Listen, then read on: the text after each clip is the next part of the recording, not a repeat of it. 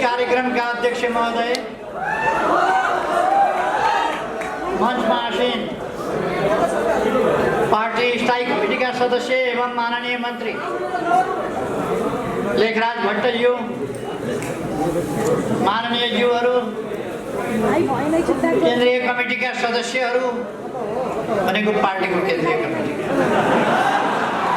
विद्यार्थी नेता साथीहरू र सम्पूर्ण सहभागी साथीहरू एवं सञ्चारकर्मी मित्र,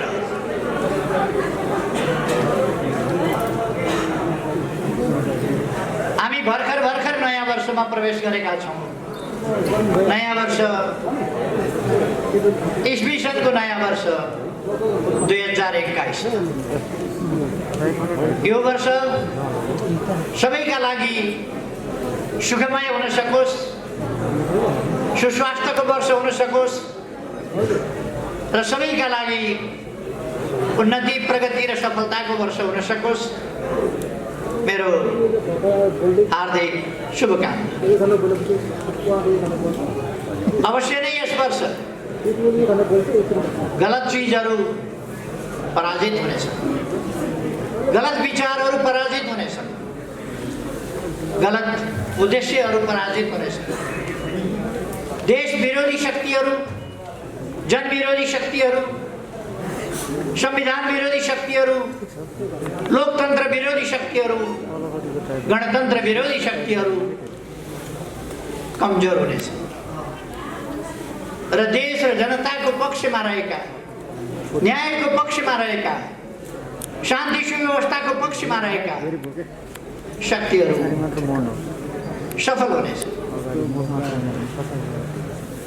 मैले हिजो एउटा कार्यक्रममा बोल्दा पनि भनेको थिएँ, यो वर्ष ईस्वी सनको 2021 यो वर्ष नेपालको लोकतान्त्रिक आन्दोलनमा, नेपालको वामपन्थी आन्दोलनमा, नेपालको कम्युनिस्ट आन्दोलनमा एउटा महान सफलताको, अग्रगमनको, शुद्धिकरणको र सुदृढीकरणको वर्ष हुनेछ। विक्रम सम्वतको नयाँ वर्ष लाग्ने बित्तिकै 2078 सालको वैशाखमा प्रतिनिधि सभाका लागि नयाँ निर्वाचन हुनेछ।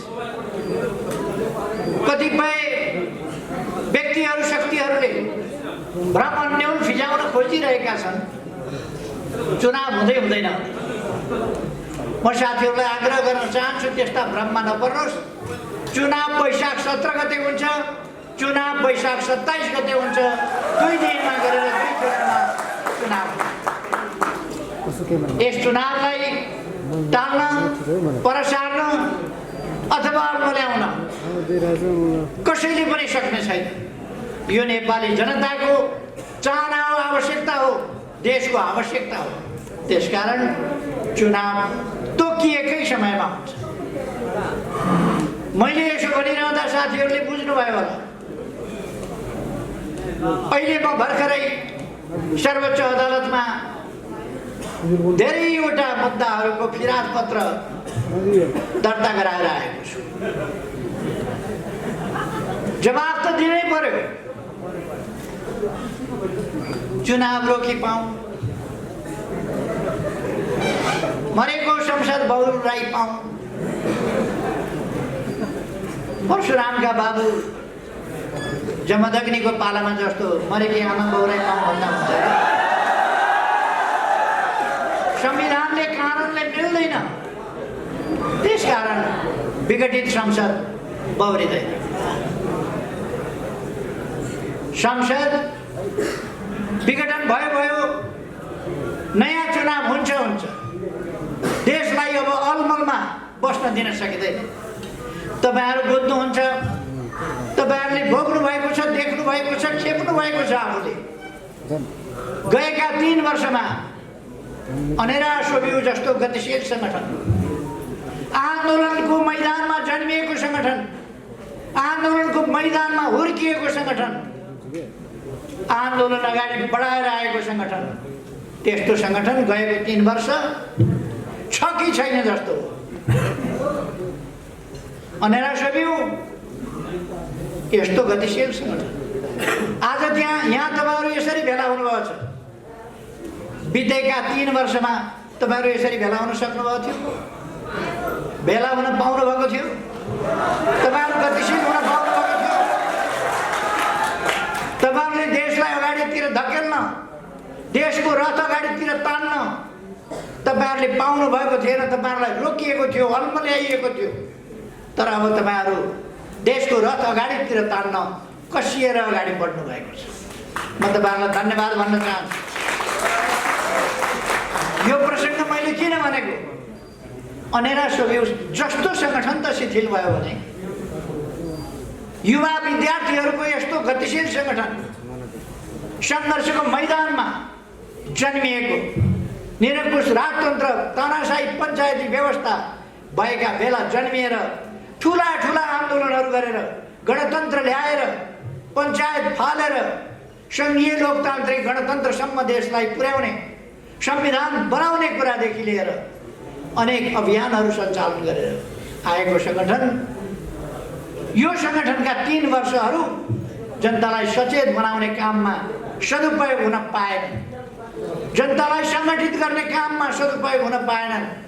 अघि भर्खर ऐन महर्जीले भन्नुभयो हामी अब 10 लाख सदस्यता बनाउँछौँ छिटै र अगाडि बढ्छौँ भनेर।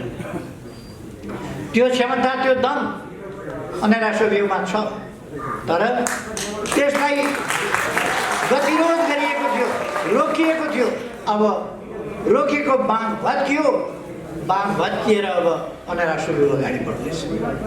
गतिरोधका लक्षणहरू अब प्रकट हुन पाउँदैन। त्यस्तै देश, सिङ्गै सङ्गठनहरू, सिङ्गै पार्टी त छ कि छैन जस्तो। पार्टीका केही नेताहरू सरकारले गरेका राम्रा काम छोपछाप पार्नमै व्यस्त रहे।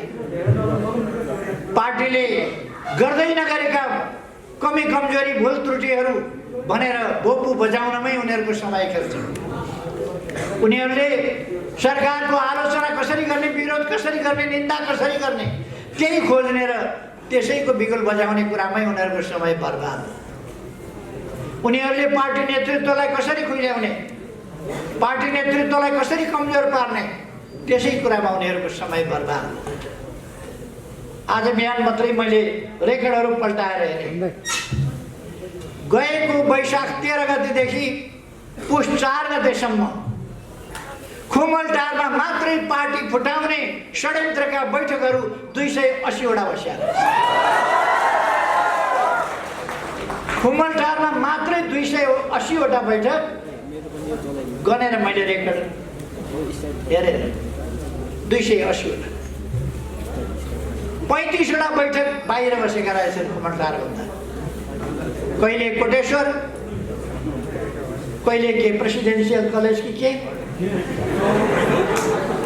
कहिले अगेनाको डेल, कहिले के यहाँ नयाँ मानेश्वरमा एउटा होटल छ फेरि अर्याल होटल, कहिले कसको घर त कहिले कसको घर।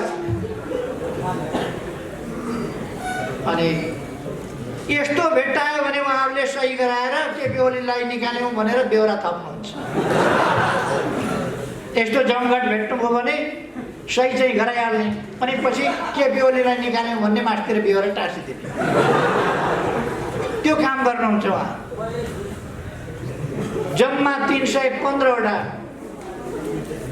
पार्टी फुटाउने, सरकारलाई काम गर्न नदिने, नेतृत्वलाई खुइल्याउने, प्रधानमन्त्रीलाई खुइल्याउने, आरोपित र लाञ्छित गर्ने, झुटा लाञ्छनाहरू प्रधानमन्त्रीमाथि लगाउने, सरकारलाई बदनाम गराउने, कम्युनिस्ट पार्टीको छाला काट्ने र अब कम्युनिस्ट पार्टी कहिले उठ्न नसक्ने कसरी बनाउने, त्यो धन्दामा लागेका बैठक 315 वटा गर्नुभएको रहेछ। खुद्रा मसिना 2 जना 3 जनाका बैठक बाहेक 315 वटा बैठक, जसमध्ये 280 वटा बैठक खुमलटार। केही नेताहरूको खुब मिलेका साथी जस्तो यता गए पनि सँगसँगै छ, कोटेश्वर गए पनि सँगसँगै, खुमलटार आए पनि सँगसँगै, अगेनाका डिलमा आयो ताप्ता सँगसँगै, उन कलेजमा पढ्न जाँदा सँगसँगै। क्या मिलेको जोडी, के का लागि? आन्दोलन ध्वस्त पार्न, राष्ट्रियता कमजोर पार्न, नक्सा छापेको विरोध गर्न, संविधान संशोधन भएको विरोध गर्न, त्यो कुरालाई ढाकछोप गरेर भ्रष्टाचारको संरक्षक भयो भनेर न म भ्रष्टाचार गर्छु न गर्न दिन्छु न भ्रष्टाचारको संरक्षक। म अरूका बारेमा धेरै भनिरहन चाहन्न। देशले चिनेको छ, जानेको छ, को कहाँ बसेको छ, कस्तो छ, के खान्छ, सबैलाई थाहा छ। सबैलाई थाहा छ के कस्ता काम गरेका छ, कसका लागि लडेको छ, त्यो कुरा सबैलाई थाहा छ। मैले भनिरहनु पर्दैन। म भनेर समय खेर फालिरहन पनि आवश्यक ठान्दिनँ। म के भन्न चाहन्छु भने हाम्रो अगाडिको कर्तव्य म साथीहरूलाई सम्झाउन चाहन्छु। पहिलो कुरो त म तपाईँहरूलाई भन्न चाहन्छु, अनेरा सोभियूका विद्यार्थीहरू, अनेरा सोभियूको विद्यार्थी परिचय पत्र देखाएर अनेरा सोभियूको विद्यार्थी भनेर चिनिनु पर्ने अवस्था बन्न हुँदैन। परिचय पत्र देखाएर जो पनि चिनिन्छ, उसको वर व्यवहारबाट, आनी बानीबाट, बोली चालीबाट अनेरा सोभियूको विद्यार्थी हो बाबु भनेर सबैले चिन्नुपर्छ। अनेरा सोभियूको विद्यार्थी हो नानी भनेर सबैले चिन्नुपर्छ। उसको हँसिलो चेहराबाट, उसको मुस्कानयुक्त चेहराबाट, उसको चेहरामा झल्किएको आशावादिताबाट, उसको आत्मविश्वासबाट, उसको शालीनताबाट, उसको विनम्रताबाट, त्यसबाट अनेरा सोभियूको विद्यार्थी चिन्नुपर्छ। थाहा पाउनु पर्दछ। बुढाबुढी बसमा आयो भने, चढ्यो भने पहिले उठेर सिट छोडेर यहाँ बस्नुस् बुबा, यहाँ बस्नुस् आमा भन्ने त्यो अनेरा सोभियूको विद्यार्थी।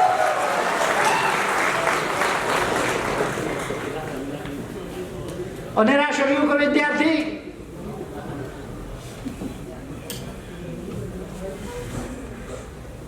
जातीय आधारमा, क्षेत्रीय आधारमा, भौगोलिक आधारमा कसैलाई होच्याउने निन्दा गर्ने गर्दैन।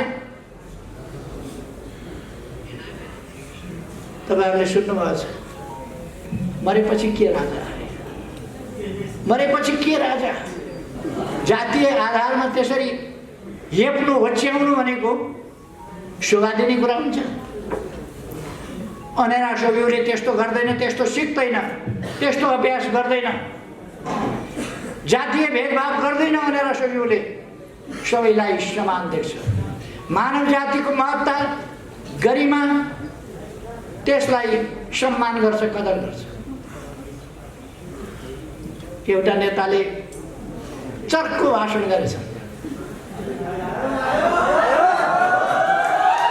अनि केपी ओलीले महिलाको किडनी लाएर दिमागै बिग्रियो। महिलाको किडनी लगाउँदा दिमाग बिग्रियो भने महिलाबाट जन्मिएको त्यो मान्छे पहिले नै देखिन्छ।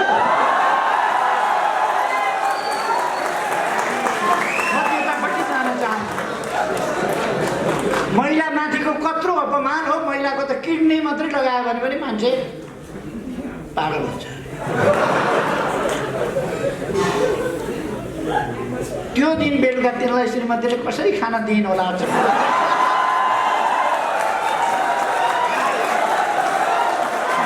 घरमा पुग्दा ढोका खोलेर स्वागत कसरी गरिन् होला, अचम्म लाग्छ। वरिपरि छिमेकका झ्यालबाट हेर्ने दिदीबहिनी महिलाहरूको अगाडि अनुहार कसरी देखायो होला, अचम्म लाग्छ। हुन त त्यो त्यही जमात हो जसले कुनै इज्जत आबरुको कुरा गर्दैन। नेताहरूले उचालेर उछालेर एकजना महिला राष्ट्रपति देशले पाएको छ। पहिलोपल्ट अत्यन्तै गरिमामय ढङ्गले व्यवहार गर्ने, अत्यन्तै जिम्मेवार ढङ्गले व्यवहार गर्ने, अत्यन्तै शालीन र भद्र महिला जसमा असाधारण देशभक्तिको भावना छ, लोकतन्त्रको लडाइँबाट खारिएर आउनुभएको छ, त्यस्तो महिलालाई राष्ट्रपति पाएको छ। उहाँको इज्जत माथि हमला गर्न, उहाँको मान प्रतिष्ठामा दावा बोल्न, उहाँलाई अपमान गर्न तयार भएर नारा लगाउँदै जुलुसमा नेताहरू मुस्कुराउँदै हिँडेको हामीले देखेका छौँ। शरम हुनुपर्ने हो, शरम हुनुपर्ने हो। सामाजिक कम से कम मर्यादा त राख्नुपर्छ नेताहरूले। आफ्नो जुलुसमा कतिसम्म सभ्य नाराहरू, कतिसम्म असभ्यता के हुनुपर्छ त्यो त ध्यान राख्नुपर्छ। म त्यतापट्टि जान चाहन्न। त्यो उनीहरूको संस्कृति हो, उनीहरूको सभ्यता हो, उनीहरूको संस्कार हो, त्यो त्यसतिर म जान चाहन्न। तर अनेरा सोभियुले त्यस प्रकारका चिन्तन, वचन र व्यवहार, चिन्तनमा पनि महिला होस् वा जोसुकै होस्, अपमान गर्ने खालका चिन्तन मनमा लिनु हुँदैन, मस्तिष्कमा लिनु हुँदैन। अनेरा सोभियुले कुनै पनि आधारमा कसैलाई हेप्ने, होच्याउने, अपमान गर्ने त्यो खालका सोचहरू अनेरा सोभियुले लिनु हुँदैन। त्यसै कारण मैले भनेको अनेरा सोभियुको विद्यार्थी भन्ने कुरा उसको मिठो बोलीबाट जनताले चिन्नुपर्छ, आकर्षक सही व्यवहारबाट जनताले चिन्नुपर्छ, परिचय पत्र देखाउनु नपरोस्। अनेरा सोभियुको विद्यार्थी भनेर व्यवहारबाट चिनियोस्, विचारबाट चिनियोस्, त्यो म तपाईँहरूलाई आग्रह गर्न चाहन्छु। अनेरा सोभियुको विद्यार्थी भनेर देशभक्तिको भावनाबाट चिनियोस्, राष्ट्रवादी चरित्रबाट चिनियोस्, चिन्तनबाट चिनियोस्, लोकतान्त्रिक व्यवहार, चिन्तन र अभ्यासबाट चिनियोस्, सामाजिक न्याय र समानताको पक्षपोषण र त्यसअनुसारको व्यवहारबाट चिनियोस्। तब मात्रै हामी त्यस्तो समतामूलक, त्यस्तो न्यायोचित समाज निर्माण गर्न सक्छौँ। त्यसकारण अनेरा सोभियुले बुझ्नु पर्दछ, अनेरा सोभियु सामाजिक जागरणको अगुवा हो, सामाजिक जागरणको अभियन्ता हो, न्यायोचित समाजतर्फको हाम्रा यात्राको संवाहक हो अनेरा सोभियु। हाम्रो युवा पङ्क्ति त्यस्तो हो। त्यसकारण हामीले त्यसै अनुसारको गम्भीर आचरण गर्नुपर्छ। म साथीहरूलाई भन्न चाहन्छु, तपाईहरू कुनै अलमलमा नपर्नुहोस्। भविष्य तपाईहरूको यस देशमा लामो समय तपाईहरूले बाँच्नु छ। यो देश बिग्रिन दिनुभएको छैन, सपार्दै लानु परेको छ।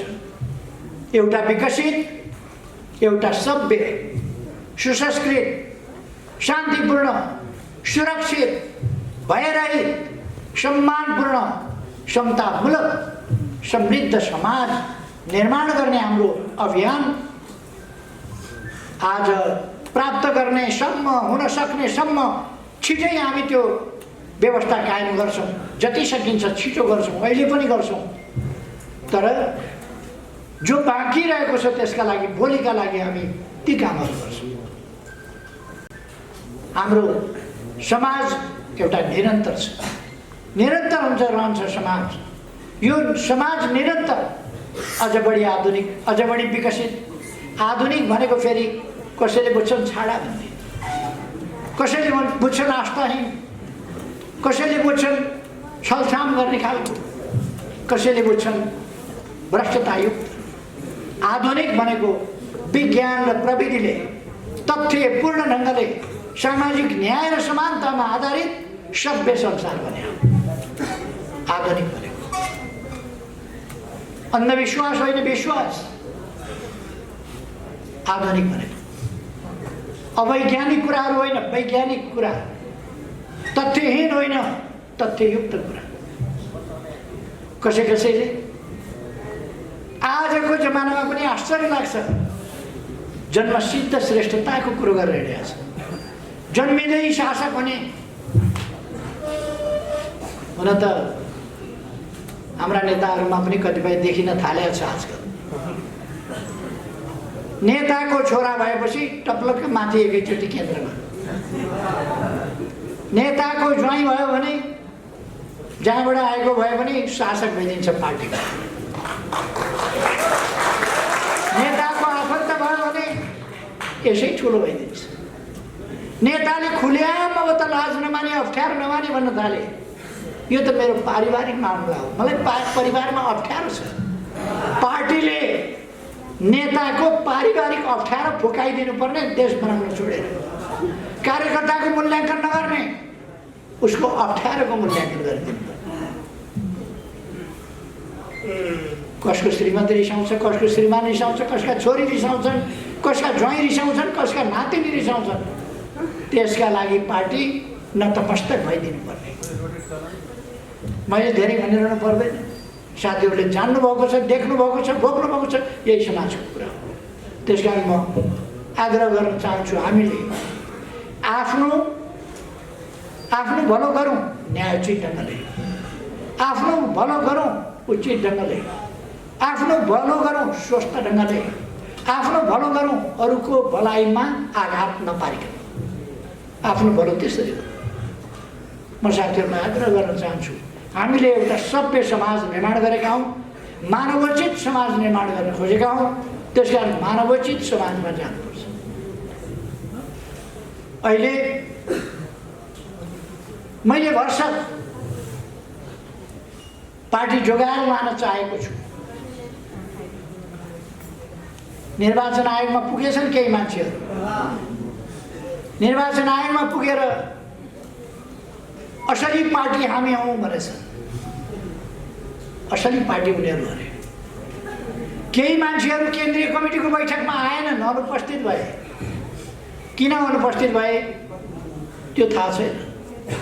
पार्टी केन्द्रीय कमिटीका सम्पूर्ण सदस्यहरूमध्ये 10-12%, 15% होला अनुपस्थित। कहिले कहिले त्यस्तो अनुपस्थिति हुन सक्छ विभिन्न कारणले। हामीले केही कारणले अनुपस्थित भए होला साथीहरू ठान्यौँ। उनीहरू त निर्वाचन आयोग गएछन् र भनेछन् हामी बहुमतमा छौँ। कहाँ गने यिनीहरूले मान्छे, कहाँ गने थाहा छैन, बहुमत छौँ भनेर। झुट बोल्ने बानी परेकालाई केही लाग्दैन। 3:30 बजे दर्ता गर्न गएका अविश्वासको प्रस्ताव भनेर 5 गते 3:30 बजे संसद विघटन भइसकेपछि, संसद विघटनको घोषणा भइसकेपछि 3:30 बजे संसद सचिवालयमा पुगेका थिए अविश्वास दर्ता गर्ने। संसद सचिवालयले भनेछ संसद विघटन भइसक्यो, के को अविश्वास दर्ता, तैपनि मानेनन्। संसद सचिवालयले भन्यो ढिलो, पहिले नै गरे भए हुन्थ्यो। सभामुखले लेखे यो त बिहान 10:30 बजे 10:40 बजे कति बजे नै म कहाँ आएको छु। सभामुखका कारणले जाने नै होइन र सभामुख अचम्म लाग्यो। आफ्नै संसदको यो हकीकत भन्नु पर्दा अप्ठ्यारो पनि लाग्छ, लाज पनि लाग्छ। सभामुख जस्तो मान्छेले 3:30 बजे लगेको निवेदन 10:30 बजे नै ल्याएको थियो भनेर कृत्य साक्षी बस्छ। सभामुख जस्तो मान्छे कृत्य कामको साक्षी बस्नु कहाँसम्म लज्जाजनक, कहाँसम्म संसदीय प्रणालीको तमासा, कहाँसम्म त्यसको हुर्मत लिने काम हो, तपाईँहरू बुझ्नु सक्नुहुन्छ। यता मलाई धेरै जानु छैन, उहाँहरूको झुट बोल्ने बानी हो। प्रमाण छ निर्वाचन आयोगमा उहाँहरूले कति 10:30 कि 10:40 दर्ता गरेका छौँ भनेर निर्वाचन आयोगमा उहाँहरूले निवेदन दिनुभएको रहेछ। संसद सचिवालयले वक्तव्य दिएको छ 3:30 बजे मात्रै ल्याएका हुन् हामी कहाँ, 3:30 बजे मात्रै दर्ता गरेको दबावका कारण वक्तव्य छ संसद सचिवालय। निर्वाचन आयोगमा जानुभयो उहाँहरू। निर्वाचन आयोगले तपाईँहरूको यो दाबी नै भएन, दाबी नै पुगेन, जानुस् भनेर फर्काइदियो। उहाँहरूले हल्ला चलाउनु भयो, जोरदारले कराउनु भयो, सकेसम्म सबै मिलेर कराउनु भयो। केपी ओलीले झुट बोल्यो, नयाँ रहस्यको उद्घाटन केपी ओलीले झुट बोल्यो भनेर निर्वाचन आयोगले के भन्यो तपाईँहरूलाई, तपाईँहरूको दाबी पुग्यो भन्यो त। अस्तिका दिन मात्रै दाबी उहाँहरूको फिर्ता गर्नु। उहाँहरू अर्को पत्र लेख्यो, तपाईँहरूको दाबी छ भने 7 दिनभित्र ल्याउनु, यो भएन। मैले त्यही कुरा भने। केपी ओलीले झुट कुरा बोल्यो। प्रायोजित सञ्चार माध्यमहरू पनि कराए। कठै गरे, किन कराएका? लगानी गर्नु त देशका लागि लगानी गर्नु, लगानी गर्नु लोकतन्त्रका लागि लगानी गर्नु, पत्रकारिता गर्नु देशका लागि गर्नु, जनताका लागि गर्नु, विकासका लागि गर्नु, शान्तिका लागि गर्नु, सत्यताका लागि गर्नु।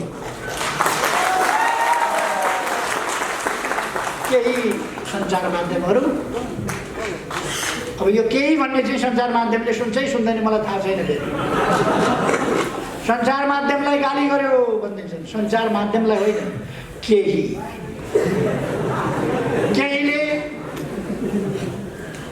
केहीले त किन कसम खाएको यो देश बन्छ भनेर किन आत्तिएका हुन् मलाई छक्क लाग्छ। हामी देश बनाएर छोड्छौँ, किन टाउको दुख्यो, किन आत्तिनु पर्यो? देश बनाएर छोड्छौँ। यो देश भत्किन बिग्रिन दिँदैनौँ, यो देश टुक्रिन दिँदैनौँ। यो देशको वास्तविक भूमि सामेल गरेर हामीले नक्सा छापेका छौँ, हामीले संविधान संशोधन गरेका छौँ। नक्सा छापी अनुसारको भूमि हामी फिर्ता ल्याउँछौँ हाम्रो भोग चलनमा। किन पिर गर्नुभएको? यस कुरामा किन पिर गर्नुभएको? यसको जस धरारा केपी ओलीले बनाएको होइन भने जस्तै जस नदिनुहोस् न केपी ओलीलाई। जमिन फिर्ता आउँदा त देशको फाइदा हुन्छ नि। जस चाहिएन केपी ओलीलाई। धरारा मैले बनाएको होइन, रानी पोखरी मैले बनाएको होइन, बाटा मैले बनाएको होइन, मलाई चाहिएन। मेरो पालामा मेरो नेतृत्वमा बने हो, मैले बनाएको होइन, मलाई चाहिएन जस। तर बने त भन्नुहोस् कमसेकम। 22औं तलाबाट फोटो खिचेको मैले होइन, 22औं तला त धरारा बनेछ त, जहाँ पत्रकार चढेर फोटो खिच्नु। कसैलाई पिर परेछ, कसैले भनिदिएछ केपी ओलीको पालोमा। केपी ओली प्रधानमन्त्री हुँदा भत्किएको धरारा फेरि उठ्यो। केपी ओलीले बनाएको होइन कि भीमसेन थापाले बनाएको हो कि इन्जिनियरले बनाएको? आज बनाएको कुरा गर्ने हो भने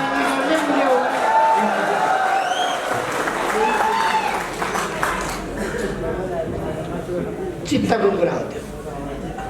मलाई चित्तसँग केही भन्नु छैन। खै अब हामी सही विचारहरू लिएर, देशभक्तिपूर्ण विचारहरू लिएर, लोकतान्त्रिक विचारहरू लिएर, शान्तिपूर्ण विचारहरू लिएर, सुशासनका विचारहरू लिएर, भ्रष्टाचार विरोधी विचारहरू लिएर, विकासका विचारहरू लिएर, जनताका समस्याहरू समाधान गर्ने विचारहरू लिएर, जनताका सामाजिक समस्याहरू समेतलाई ध्यानमा राखेर तिनको समाधान गर्ने विचारका साथ अगाडि जान्छौँ। ती कार्यक्रमहरू लिएर अगाडि बढ्छौँ र सामाजिक न्याय र समानता, पछाडि परेका ठाउँहरूलाई, क्षेत्रहरूलाई, व्यक्तिहरूलाई, समुदायहरूलाई अगाडि बढाउँदै हामी अगाडि जान्छौँ। त्यसकारण यो अभियानमा अब हामी सामेल हुने हो। हामी अत्यन्तै गतिशील ढङ्गले अगाडि बढ्ने। विद्यार्थी सङ्गठनको नेतृत्वको एउटा सानो पङ्क्ति मात्रै उपस्थित हुँदा यति विशाल छ भने सिङ्गै समाजको हिस्सा यसै गरी उत्साहित भएर आज अगाडि बढेको छ। यति सकारात्मक स्थितिमा, यति अनुकूल स्थितिमा हामीलाई देश बनाउनबाट कसले रोक्न सक्छ? राष्ट्रियताको रक्षा गर्नबाट हामीलाई कसले रोक्न सक्छ? लोकतन्त्रको रक्षा गर्नबाट कसले रोक्न सक्छ? संविधानको रक्षा गर्नबाट कसले रोक्न सक्छ? सङ्घीय लोकतान्त्रिक गणतन्त्रको रक्षा गर्नबाट कसले रोक्न सक्छ? त्यसको सही कार्यान्वयन गर्नबाट हामीलाई अब कसले रोक्न सक्छ? कसैले रोक्न सक्दैन। हामी अगाडि बढ्नेछौँ यो आत्मविश्वासका साथ। तपाईँहरू अगाडि बढ्नुहोस्। तपाईँहरूलाई म शुभकामना भन्न चाहन्छु। तपाईहरुका हरेक प्रयासहरू सफल होस्। तपाईहरुलाई सही बाटोमा नेतृत्व गर्न पार्टी छ। पार्टीले सही विचारले नेतृत्व गर्छ। तपाईहरु सबभन्दा गतिशील, सबभन्दा क्रियाशील, उमेर समूह, संगठनको आचरण सबै कुराले तपाईहरु सबैभन्दा गतिशील हो र म तपाईहरुलाई गतिशील ढङ्गले अगाडि बढ्न, एकताबद्ध सुदृढ भएर अगाडि बढ्न र व्यापक रूपमा फैलिन शुभकामना। त्यो शुभकामना कार्यान्वयन तपाईहरुले गर्ने हो, हासिल तपाईहरुले गर्ने। अब मैले धेरै केही नराख। वैशाख 17 र 27 गते निर्वाचन हुन्छ। 78 साल वैशाख 17 र 27 गते त्यस निर्वाचनमा हामीले अत्यधिक ठुलो सफलता प्राप्त गर्नुहुन्छ। अहिले सबैको सातो जाने गरी मैले धेरै केही नगर्नु, परिणामले देखाउने। हामी अत्यधिक सफलताका साथ अगाडि बढ्नेछौँ। उत्साहका साथ साथीहरू अगाडि बढ्नुहोस्। तपाईहरुको मेहनत सफल हुन्छ। यही शुभकामनाका साथ म यहाँहरू सबैलाई धन्यवाद भन्न चाहन्छु। धन्यवाद। आफ्नो भनाइ यही टुङ्ग्याउँछु।